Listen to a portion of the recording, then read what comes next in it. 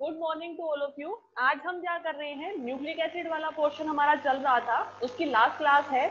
हमें क्या करना था, बायोसिंथेसिस करना था न्यूक्लियोसाइड का या फिर न्यूक्लियोटाइड का। ठीक है, तो न्यूक्लियोसाइड या न्यूक्लियोटाइड जो है उसके लिए हमें सबसे पहले क्या चाहिए, उसके लिए सबसे पहले हमें क्या चाहिए होता है कि हम प्यूरीन या प्यूरिमिडीन यानी नाइट्रोजन बेस आपके बनाए। ठीक है, और अगर हमारे पास नाइट्रोजन बेस बन रहे हैं तो हम उसके साथ कोई भी शुगर मोलिक्यूल शर्करा का अणु जोड़ के और साथ में फॉस्फेट का एक मोलिक्यूल जोड़ के न्यूक्लियोटाइड भी बना सकते हैं, न्यूक्लियोसाइड भी बना सकते हैं। ठीक है, तो इसके लिए कौन कौन से रिएजेंट काम में लिए जाते हैं बायोसिंथेसिस के लिए न्यूक्लियोटाइड के, वो हम पहले पढ़ रहे हैं कि टॉपिक है हमारा बायोसिंथेसिस ऑफ न्यूक्लियोटाइड। ठीक है,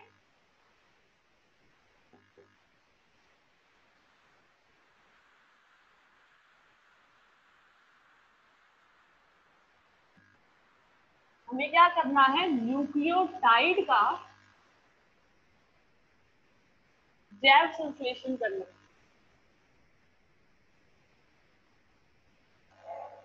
ठीक है, तो इसके लिए कौन कौन से रिएजेंट काम में आते हैं, सबसे पहले हमें वो पता होना चाहिए कि यहाँ पर रिएजेंट कौन कौन से काम में आएंगे। तो पहला जो आपका रिएजेंट है वो है एटीपी। ठीक है, रिएजेंट्स कौन कौन से काम आते हैं इस बायोसिंथेटिक रिएक्शन के अंदर, जैव संश्लेषण के अंदर, उसमें पहला जो है वो है आपका रिएजेंट। ठीक है, पहला रिएजेंट हमारा कौन सा है, वो है एटीपी। और एटीपी की फुल फॉर्म क्या होती है, एडिनोसिन ट्राइफॉस्फेट, है ना। एटीपी की फुल फॉर्म क्या होती है, जिससे हमें एनर्जी मिलती है, ये क्या होता है, एडिनोसिन ट्राइफॉस्फेट होता है। एडिनोसिन ट्राइफॉस्फेट का मतलब क्या है कि यहाँ पर एक एडेनिन है, ठीक है, जो हमारे क्या है, नाइट्रोजन बेस है। एडेनिन के साथ में जुड़े हुए क्या है, 3 फॉस्फेट के मॉलिक्यूल जुड़े हुए हैं। ठीक है, तो इसका यूज हम किसमें करते हैं, बायोसिंथेसिस में करते हैं।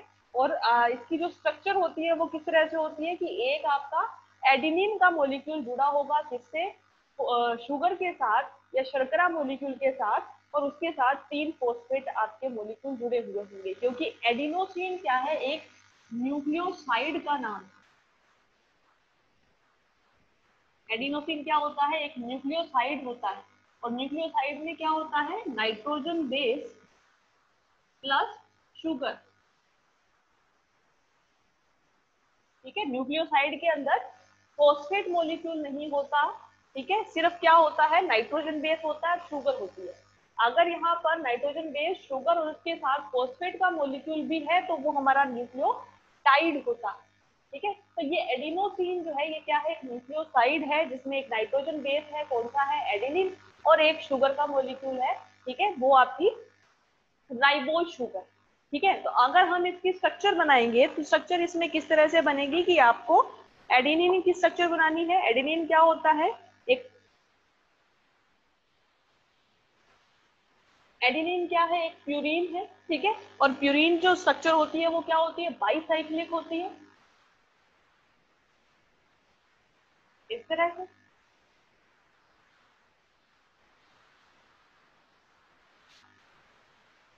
ठीक है, ये कौन सी स्ट्रक्चर है जिसके अंदर यहाँ पे आपका सिर्फ क्या जुड़ा हुआ है, एमीन ग्रुप जुड़ा हुआ है। ठीक है, ये हमारी क्या है, स्ट्रक्चर किसकी है, एडेनिन की। एडेनिन के साथ में इसमें क्या है, फॉस्फेट, सॉरी शुगर या शर्करा। तो ये शर्करा कहाँ पे जुड़ी होगी, ये इस 9th नंबर के इस नाइट्रोजन के ऊपर जुड़ी हुई होती है। ठीक है, तो यहाँ पे हमें क्या जोड़ना है, इसकी जगह शुगर को जोड़ना है, तो वो जोड़ दो।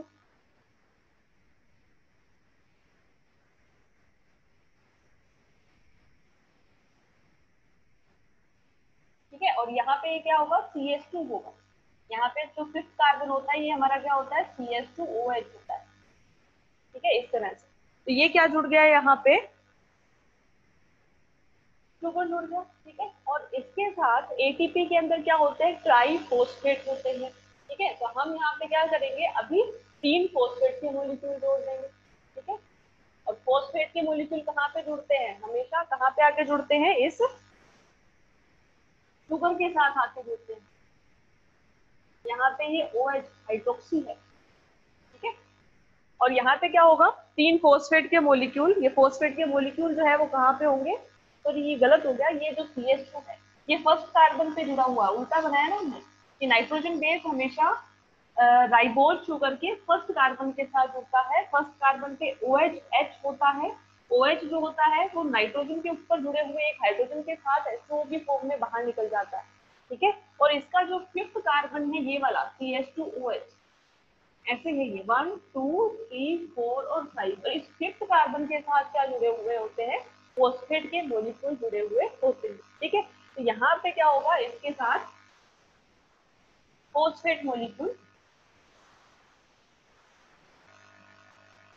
इस तरह से जुड़े हुए,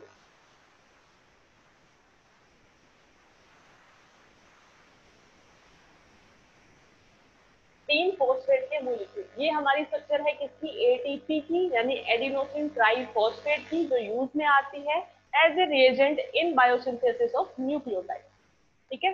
करना क्या है, एडेनिन की स्ट्रक्चर बनानी है, उसके साथ एक शुगर जोड़नी है, हमेशा नाइट्रोजन बेस शुगर के फर्स्ट कार्बन पे आके जुड़ता है, और फिफ्थ कार्बन पे हमेशा क्या जुड़ता है, फॉस्फेट। अगर हमें न्यूक्लियोटाइड बनाना होता है तो फिफ्थ कार्बन के साथ में इस थर्ड नंबर कार्बन पर भी क्या होता है, इस थर्ड कार्बन पर भी फॉस्फेट आके जुड़ता है, जिससे न्यूक्लियोटाइड का निर्माण होता है, ठीक है। पहला रिएजेंट हमारा क्या है, एटीपी। अब उसके बाद में सेकेंड रिएजेंट जो काम में लेते हैं हम, वो कौन सा होता है, निकोटिनेमाइड एडेनिन डाई न्यूक्लियोटाइड, ठीक है। सेकेंड रिएजेंट है NAD, शॉर्ट में बोलते हैं इसको NAD+,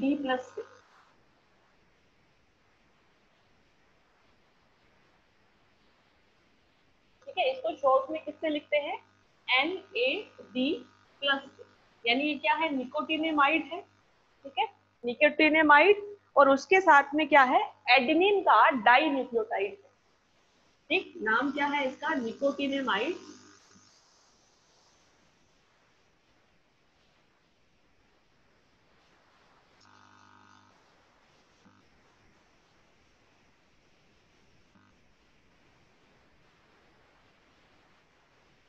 एडेनिन डाई न्यूक्लियोटाइड, ये न्यूक्लियोटाइड है, न्यूक्लियोटाइड का मतलब इसमें नाइट्रोजन बेस भी होगा, शुगर भी होगी और फॉस्फेट मॉलिक्यूल भी होगा, लेकिन ये डाई न्यूक्लियोटाइड है, यानी यहाँ पर दो न्यूक्लियोटाइड आपस में फॉस्फेट से जुड़े हुए होंगे, ठीक है।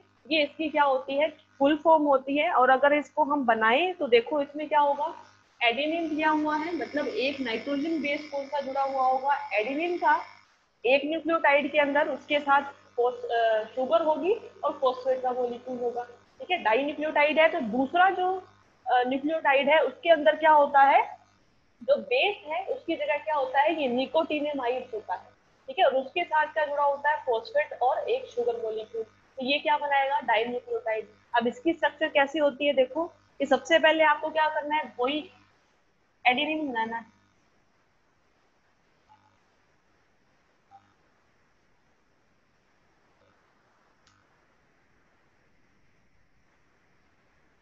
सबसे पहला मॉलिक्यूल क्या होगा आपका, एडेनिन का। और इस एडेनिन के साथ हमारा क्या जुड़ा होगा, एक शुगर, ठीक है, और उसके साथ एक फॉस्फेट का मॉलिक्यूल, ठीक है। तो शुगर जो है वो उसके फर्स्ट कार्बन के साथ ये जुड़ा हुआ होता है हमेशा, नाइट्रोजन, इस तरह, ठीक है, ये फर्स्ट कार्बन है। तो फिफ्थ कार्बन हमारा यहाँ पे क्या होता है, फॉस्फेट के साथ जुड़ा हुआ होता है, इस तरह, ठीक है। यानी ये क्या हो गया, एक न्यूक्लियोटाइड हो गया जिसमें एक नाइट्रोजन बेस है जो कि एडेनिन है, एक फॉस्फेट शुगर है, राइबोज शुगर है, सॉरी, राइबोज, और एक फॉस्फेट का मॉलिक्यूल है। अब ये डाई न्यूक्लियोटाइड है, तो यहाँ पे दूसरा जो न्यूक्लियोटाइड आएगा उसके अंदर जो आपका नाइट्रोजन बेस होगा वो क्या होता है, निकोटिनेमाइड होता है, ठीक है। तो निकोटिनेमाइड की स्ट्रक्चर किस तरह से होती है, सिंपल पिरिडिन की स्ट्रक्चर होती है, और इसके ऊपर आपका एमाइड ग्रुप जुड़ा हुआ होता है, CONH, एमाइड ग्रुप जुड़ा हुआ होता है, ठीक है, ये स्ट्रक्चर होती है। और इसमें इस नाइट्रोजन के ऊपर क्या होता है, पॉजिटिव चार्ज होता है, क्योंकि यहाँ पे क्या होता है, चौथा जो बॉन्ड बनेगा वो किसके साथ बनेगा, शुगर के साथ बनेगा। ठीक है, कैसे कि यहाँ पे एक और शुगर मॉलिक्यूल आएगा इस तरह से, और इसके साथ बंद बनेगा इस नाइट्रोजन का। ठीक है, यहाँ पे स्पेस कम है इसलिए मैं इसको छोटा सा बना रही हूँ। ये HOH, HOH, और ये हमारा क्या होगा इस तरह से, ये वाला जो कार्बन है ये क्या होगा, H। ठीक है, और ये होगा CH2OH, ये है CH2O, और इसके साथ क्या जुड़ा होता है, फॉस्फेट। ठीक है, और फॉस्फेट का यही मॉलिक्यूल जो है वो किसके साथ जुड़ा होता है, एक इस थर्ड नंबर कार्बन के साथ, ऊपर वाली शर्करा के थर्ड नंबर कार्बन के साथ, इस तरह। तो ये हमारी क्या होती है, डाई न्यूक्लियोटाइड की स्ट्रक्चर होती है। इसको आप एक बार ड्रॉ करके देखना, फिर आपको समझ में आएगा। डाई न्यूक्लियोटाइड है तो एक न्यूक्लियोटाइड आपका ये है जिसमें एक एडिनिन है, एक राइबोज शुगर है, एक फॉस्फेट है। दूसरा न्यूक्लियोटाइड है जिसके अंदर निकोटीनेमाइड है, राइबोज शुगर है और फॉस्फेट है। ठीक है, ये दोनों आपस में कहाँ पे जुड़ते हैं, फॉस्फेट मॉलिक्यूल के थ्रू जुड़ते हैं, और कौन से कार्बन पे, नीचे वाली राइबोज के फिफ्थ कार्बन से और ऊपर वाली राइबोज के थर्ड कार्बन से। ठीक है, आपस में दो न्यूक्लियोटाइड कहाँ पे जुड़ते हैं, फॉस्फेट मॉलिक्यूल के थ्रू जुड़ते हैं, नीचे वाली राइबोज शुगर के फिफ्थ कार्बन से ऊपर वाली राइबोज शुगर के थर्ड कार्बन के साथ हमेशा फॉस्फेट आके जुड़ता है। ठीक है, ये हमारी स्ट्रक्चर की किसकी थी, NAD+ की। अब इसके बाद में एक और आता है रिएजेंट, यहाँ पे वो है फास्फोराइबोसिल पायरोफॉस्फेट, TRPP बोलते हैं इसको शॉर्ट के अंदर। ठीक है, तीसरा रिएजेंट है TRPP, फोस्फोराइबोसिल पायरोफॉस्फेट। थर्ड रिएजेंट जो है वो क्या है, TRPP, यानी ये क्या है, फोस्फोराइबोसिल, यानी यहाँ पे क्या है, राइबोज शुगर है, उसके साथ फॉस्फेट का मॉलिक्यूल है। ठीक है, और पायरोफॉस्फेट, 1 पायरोफॉस्फेट, यानी यहाँ पर एक फॉस्फेट मॉलिक्यूल इसके साथ और राइबोसिल के साथ। ठीक है, यानी हमारे पास क्या है, सिंपल सी एक राइबोज शुगर है, ये हमारा फर्स्ट कार्बन मान लो। ठीक है, ये राइबोज शुगर है, इसके साथ क्या जुड़ा हुआ, एक तो फोस्फो, यानी यहाँ पर एक तो जोड़ दो आप फॉस्फेट, फिफ्थ कार्बन के साथ यहाँ पे जोड़ो आप फॉस्फेट, और इसके साथ क्या है, 1 पायरोफॉस्फेट। ठीक है, 1 पायरोफॉस्फेट का मतलब क्या है कि फर्स्ट कार्बन, शर्करा के फर्स्ट कार्बन के साथ हमें क्या जोड़ना है, दो फॉस्फेट के मॉलिक्यूल जोड़ने हैं। किस तरह से जुड़ेंगे, ये इस तरह से जुड़ते हैं, ये जो है ये इस तरह से जुड़ते हैं।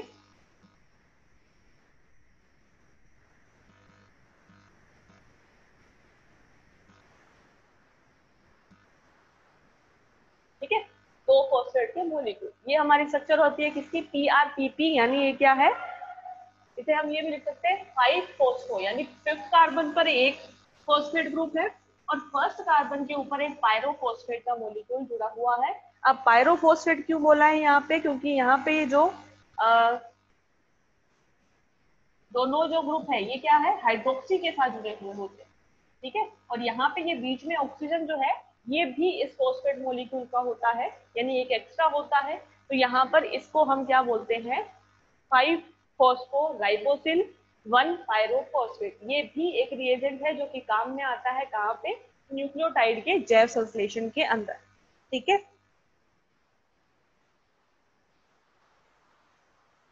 इसके अलावा एक और है, वो है RP, यानी राइबोसिल फॉस्फेट। ठीक है, राइबोसिल फॉस्फेट, इसके अलावा है एक राइबोसिल फॉस्फेट।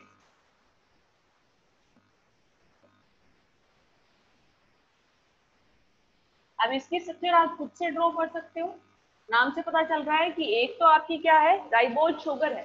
ठीक है, यानी ये राइबोज शुगर है और इसके साथ एक फॉस्फेट मॉलिक्यूल जुड़ा हुआ है। इतनी जो स्ट्रक्चर है ये हमारी किसकी है, राइबोफॉस्फेट, राइबोसिल फॉस्फेट की है। इसको शॉर्ट में RP से लिखा जाता है। मतलब जब भी हम ये रिएक्शन पढ़ेंगे जिसके अंदर ये रिएजेंट के तौर पे काम में आते हैं तो हम इनको शॉर्ट फॉर्म में लिखेंगे, जैसे राइबोसिल फॉस्फेट को RP से, ठीक है, इस फॉस्फोराइबोसिल पायरोफॉस्फेट को PRBP से, ठीक है, इस तरह से हम यहाँ पर इनको लिखेंगे। ठीक, अब पढ़ते हैं अपना बायोसिंथेसिस की प्रोसेस क्या होती है। तो हम यहाँ पर दो चीजें पढ़ेंगे, एक तो क्या पढ़ेंगे कि आपका प्यूरिन किस तरह से बनता है, और एक पढ़ेंगे पिरिमिडिन किस तरह से बनता है। ठीक है, तो सबसे पहले हम क्या बनाएंगे, पिरिमिडिन का सिंथेसिस करेंगे कि पिरिमिडिन किस तरह से यहाँ पे बनता है। ठीक है, पिरिमिडिन में क्या होता है, एक सिंगल रिंग स्ट्रक्चर होती है। ठीक है, एक क्या होती है, सिंगल रिंग होती है। लेकिन प्यूरीन जो होती है वो क्या होते हैं, बाइसाइक्लिक कंपाउंड्स होते हैं। ठीक है, दो रिंग होती है उसके अंदर, एक 6 मेंबर की, एक 5 मेंबर की। पहला जो हम पढ़ रहे हैं वो क्या है, बायोसिंथेसिस ऑफ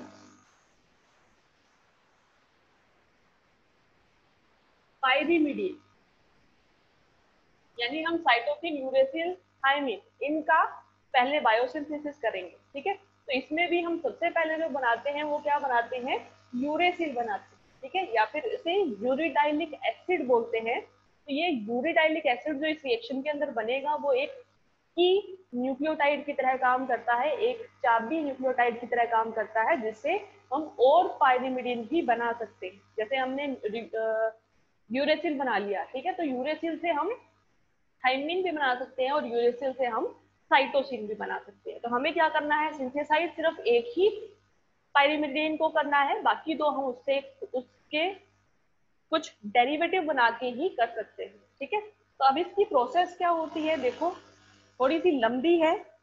ठीक है, तो मैं इसको पहले एक बार लिख देती हूँ, साथ में बता देती हूँ कि क्या क्या चीज है, आप इसको ध्यान से देखना। सबसे पहले हम क्या करते हैं, एक CO2 का मोलिक्यूल लेते हैं, इसकी रिएक्शन करवाते हैं किसके साथ, अमोनिया मोलिक्यूल के साथ। ठीक है,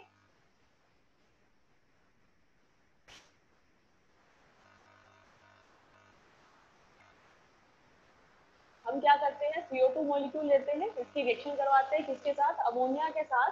तो यहाँ पे क्या होता है, ये जो CO2 मोलिक्यूल है ये अमोनिया के साथ जुड़ता है किस तरह से कि ये एक जो अमीन का हाइड्रोजन है ये रिप्लेस होगा। ठीक है, और ये आगे जाता है, यानी हमने क्या किया, CO2 और NH3 को, अमोनिया को आपस में क्या कर दिया, जोड़ दिया। ठीक है, और ये जब जोड़ते हैं ये किसकी उपस्थिति में जोड़ा जाता है, हमेशा ATP की उपस्थिति में। ठीक है, एडिनोसिन ट्राइफॉस्फेट की उपस्थिति में। तो ये जो ATP है, ये ATP क्या करता है, इस मॉलिक्यूल को फॉस्फेट प्रोवाइड करवाएगा। ठीक है, यानी यहाँ पर इस CO2 मॉलिक्यूल के ऑक्सीजन के साथ में क्या जुड़ जाएगा, एक फॉस्फेट मॉलिक्यूल आके जुड़ जाएगा इस तरह से। ठीक है, ये हमारा क्या है, फर्स्ट स्टेप है। सेकेंड स्टेप में क्या करते हैं, हम इसकी रिएक्शन करवाते हैं किसके साथ, किसी भी एक अमीनो एसिड के साथ। ठीक है, तो हम यहाँ पे रिएक्शन करवाते हैं किसके साथ, एस्पार्टिक एसिड के साथ। ठीक, एस्पार्टिक एसिड की स्ट्रक्चर आपको पता होनी चाहिए क्या होती है, कि एक CH, इसके साथ क्या जुड़ा हुआ है, एक एमीन ग्रुप, और दूसरी साइड क्या है, CH2COOH, और एक COOH इधर। ठीक है, यानी इस CH से एक तो एमीन ग्रुप, एक एसिडिक ग्रुप, और एक CH2COOH, ये हमारी क्या है, एस्पार्टिक एसिड की स्ट्रक्चर है। इसकी रिएक्शन करवाते हैं हम इस कंपाउंड के साथ। तो क्या होता है कि ये जो कार्बन है आपका, किरेल कार्बन जो है इस अमीनो एसिड का, ये रिएक्शन करता है किसके साथ, इस कार्बोनिल कार्बन के साथ, और यहाँ से ये फॉस्फेट मॉलिक्यूल बाहर निकल जाता है। ठीक है, जब यहाँ से फॉस्फेट मॉलिक्यूल आपका बाहर निकलेगा, ये PO होगा, चार होते हैं ना। ठीक है, यहाँ से फॉस्फेट मॉलिक्यूल बाहर निकलेगा तो आपके पास स्ट्रक्चर क्या बनती है, ये बनाओ कि ये जो NH2 है इसके साथ जुड़ा हुआ है ये कौन सा, कार्बोनिल ग्रुप। ठीक है, और इसके साथ हमने क्या जोड़ा है, ये वाला कार्बन। ठीक है, जिसके ऊपर क्या है, एक तो जुड़ा हुआ है क्या, NH2, और एक क्या जुड़ा हुआ है, CH। देखो ये करना क्या है, हमें गलत किया है मैंने, ये CH का नहीं करवाते, हम क्या करवाते हैं, कार्बन का कार्बन के ऊपर अटैक नहीं होगा। ठीक है, अटैक किसका होगा, जो कि इलेक्ट्रॉन रिच होता है, जहाँ पे क्या होती है, इलेक्ट्रॉन की अधिकता। तो यहाँ पे क्या है, ये एमीन ग्रुप जो है ये आके अटैक करेगा, क्योंकि इसके पास क्या है, लोन पेयर। ठीक है, ये लोन पेयर देगा किसको, कार्बोनिल कार्बन को। हमेशा इस तरह से रिएक्शन होती है। ठीक है, ये कार्बोनिल कार्बन को हमेशा क्या करता है, देता है। तो यहाँ पे इस कार्बोनिल कार्बन के साथ क्या जुड़ेगा, ये NH, ठीक है, और इसके साथ क्या जुड़ा हुआ है, एक तो COH ग्रुप, तो एक CH2 COH, इस तरह। ठीक है, फर्स्ट स्टेप था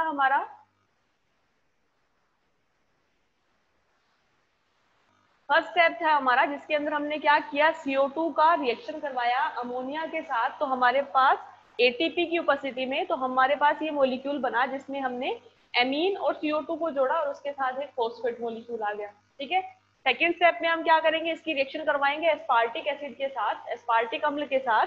तो ये क्या करता है, ये कार्बोनिल कंपाउंड पर इस एस्पार्टिक एसिड में से नाइट्रोजन जो है वो अपने लोन पेयर को डालता है इसके ऊपर।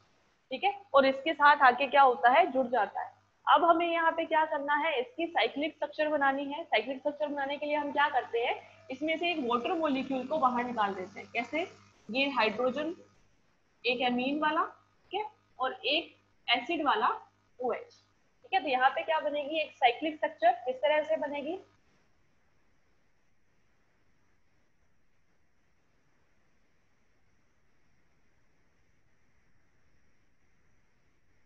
इस तरह से कि ये डबल बॉन्ड O है, इसके ऊपर क्या जुड़ा हुआ है, एसिडिक ग्रुप जुड़ा हुआ है। ठीक है, यहाँ पे भी ये क्या है, C डबल बॉन्ड O है, और यहाँ पे ये क्या है, NH है। ठीक है, ये हमारी क्या बनेगी, साइक्लिक स्ट्रक्चर, अगर हम इसमें से एक वाटर मॉलिक्यूल को बाहर निकालते हैं।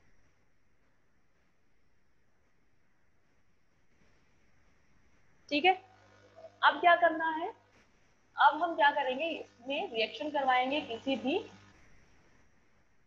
एक रिएजेंट की हेल्प से। ठीक है, तो यहाँ पे क्या होता है, रिएजेंट लेते हैं हम NAD+, यानी निकोटिनामाइड एडेनिन डाइफॉस्फेट।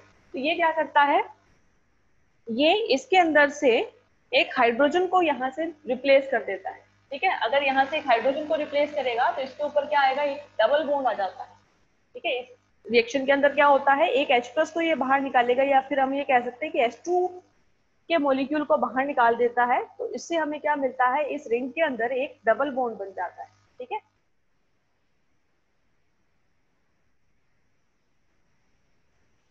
तो इससे क्या बनेगा यहाँ पे, कि ये जो मॉलिक्यूल है पूरा, इसको मैं इस फॉर्म में ड्रॉ करती हूँ जैसे हम हमारे यूरेसिल को लिखते हैं। ठीक है, तो आपको ज्यादा अच्छे से समझ में आएगा।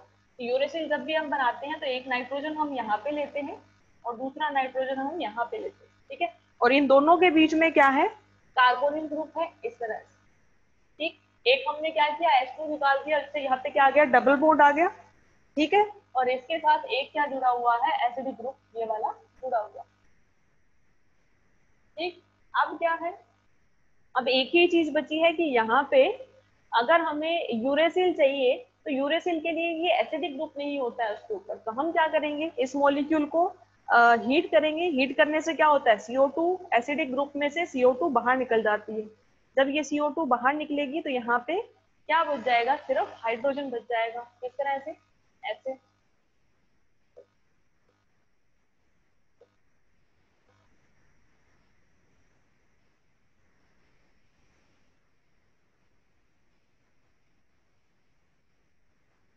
ठीक है, इस तरह से।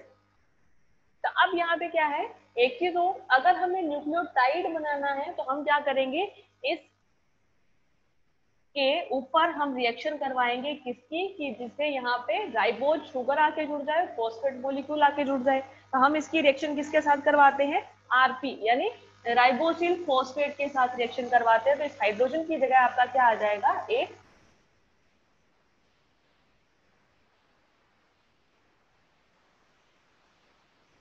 इस तरह से यहाँ पे एक हाइड्रोजन की जगह क्या आ जाएगा, राइबोज शुगर, और एक फॉस्फेट का मॉलिक्यूल आ जाएगा। ठीक है, तो ये हमारा एक न्यूक्लियोटाइड बन जाएगा। ये न्यूक्लियोटाइड फॉर्मेशन का एक मेथड है। ठीक है, और इसके अंदर ये जो स्ट्रक्चर बनती है, ये क्या होता है, ये यूरेसिल है। ठीक है, यूरेसिल के साथ में अगर हम ये फॉस्फेट और शुगर दोनों जोड़ देते हैं तो ये क्या बन जाएगा, ये यूरिडाइलिक एसिड, ये क्या बन जाएगा, यूरिडाइलिक अम्ल बन जाएगा। ठीक है, ये हमारी रिएक्शन थी पाइरिमिडिन सिंथेसिस की। तो नेक्स्ट जो हमारी रिएक्शन है वो कौन सी है, बायोसिंथेसिस ऑफ प्यूरीन। कि प्यूरीन का बायोसिंथेसिस हम किस तरह से करेंगे।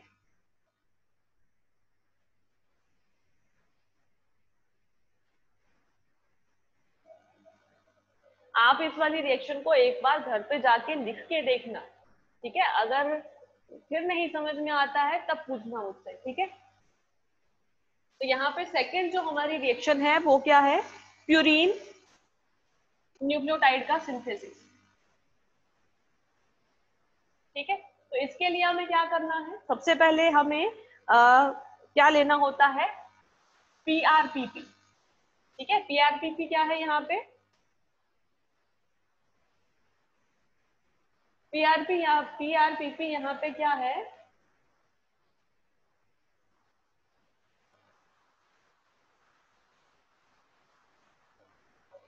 अगर यहाँ,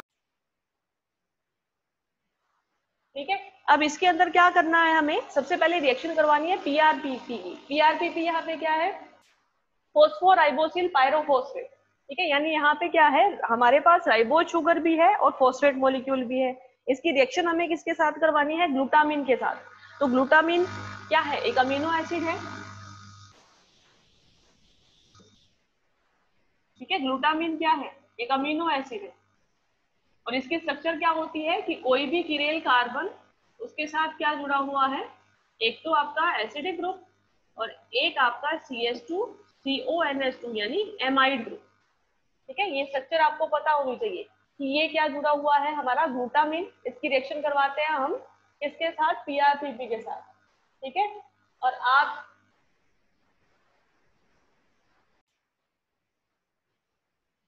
ठीक है, पहला स्टेप है ये। इसके अंदर क्या होता है, सिर्फ हमारा जो एमाइड का NH2 ग्रुप है वही आता है।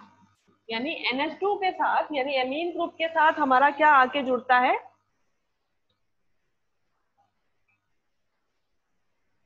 राइबोसिल फोस्फेट, यानी एक फोस्फेट मॉलिक्यूल और एक शर्करा का मॉलिक्यूल, ये दोनों आके यहाँ पे जुड़ते हैं, ठीक है। अब सेकंड स्टेप में क्या होता है, इसी की रिएक्शन करवाते हैं हम ग्लाइसिन के साथ। ग्लाइसिन क्या है, ग्लाइसिन अमीनो एसिड है। इसकी स्ट्रक्चर क्या होती है, ये होती है, ठीक है।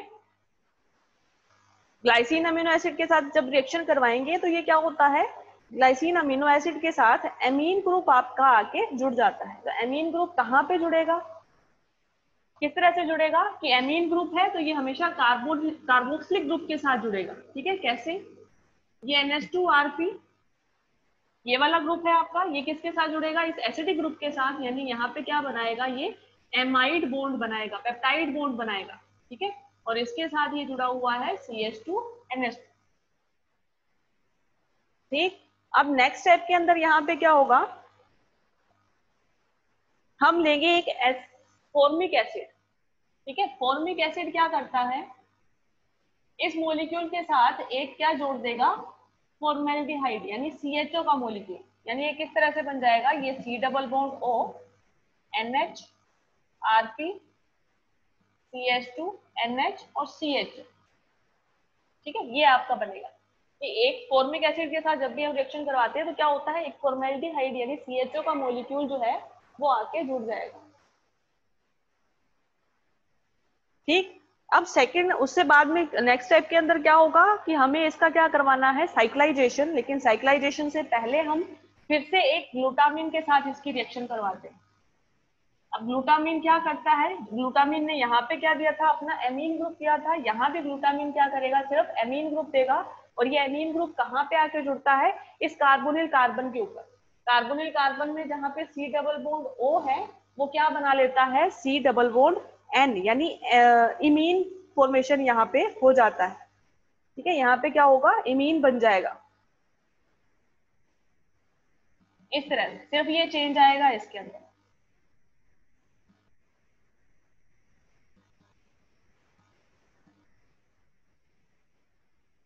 ठीक है। अब नेक्स्ट स्टेप के अंदर यहाँ पे क्या होगा, नेक्स्ट स्टेप पे हमें क्या करना है कि ये जो आपका मॉलिक्यूल बना, इसमें इसका हमें क्या करवाना है, साइक्लाइजेशन करवाना है, चक्रीयकरण करवाना है। तो चक्रीयकरण कैसे करवाएंगे कि हम ये जो दो नाइट्रो के ग्रुप है ये आपस में रिएक्ट करेंगे, ठीक है, और साइक्लिक स्ट्रक्चर बनाएंगे इस तरह से।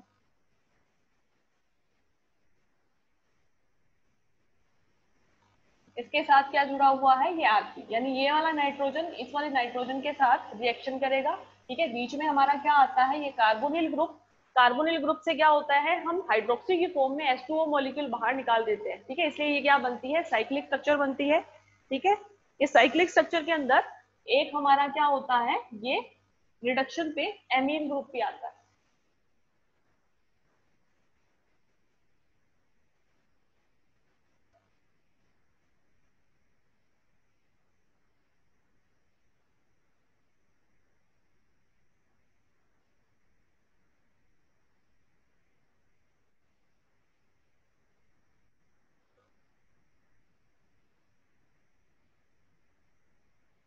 ठीक है, ये हमारा नेक्स्ट स्टेप हो गया। इसके बाद में हमें क्या करना है, हमें इसकी रिएक्शन करवानी है CO2 के साथ, यानी हम यहाँ पर क्या कर रहे हैं, एक एसिडिक ग्रुप को यहाँ पर ऐड कर रहे हैं। जब यहाँ पे एसिडिक ग्रुप ऐड होगा तो क्या बनेगा,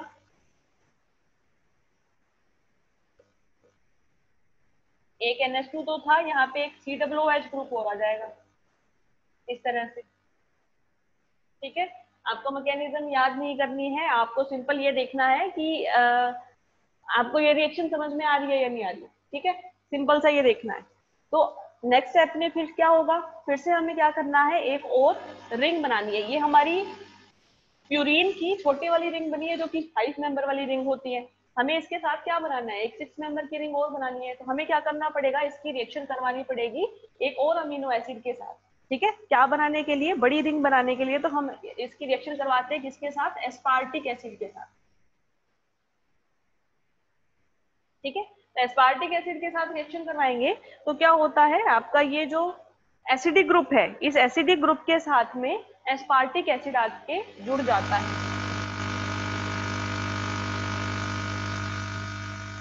ठीक है। और ये किस तरह से जुड़ता है, देखो, ये जो आपका एसिडिक ग्रुप है इसके साथ एस्पार्टिक में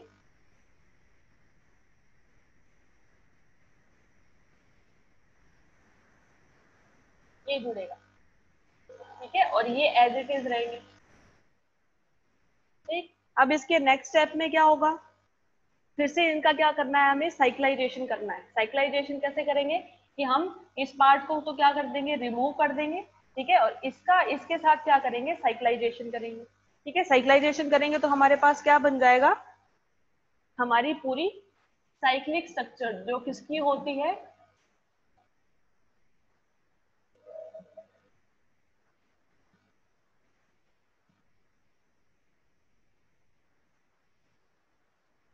ठीक है, इस तरह से। और ये हमारा बन जाएगा ऐसे,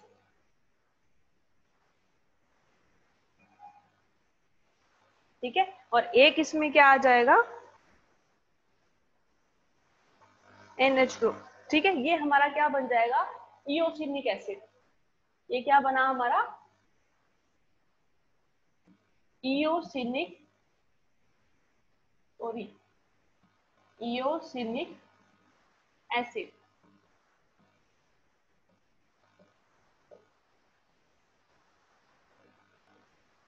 ठीक है। और इस इओसिनिक एसिड से ही हम आगे क्या करते हैं, या तो बनाते हैं ग्वानिन या फिर बनाते हैं एडेनिन, ठीक है। ये हमारी सिंथेसिस मेथड है किसका, प्यूरीन न्यूक्लियोटाइड बनाने का। इसमें कोई डाउट हो तो पूछ लो।